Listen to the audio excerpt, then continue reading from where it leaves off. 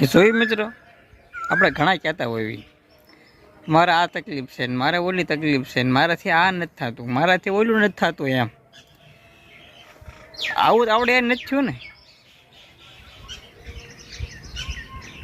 તો મિત્ર, આવું તો આપણે યારે નથી થયું ને. આ વિડીયો જોઈ લીધો અરે બધું આપણે થવા મળે છે.